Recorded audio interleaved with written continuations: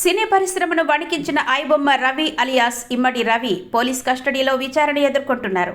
Piracy నెట్వర్క్లో ఎవరెవరు ఉన్నారనే విషయంపై పోలీసులు ప్రశ్నించగా రవి షాకింగ్ వివరాలు వెల్లడించారు. ఈ పైరసీ వ్యవహారంలో తాను ఒక్కడినే ఉన్నానని, డబ్బు సంపాదించడం కోసమే ఈ మార్గాన్ని ఎంచుకున్నానని రవి అంగీకరించారు.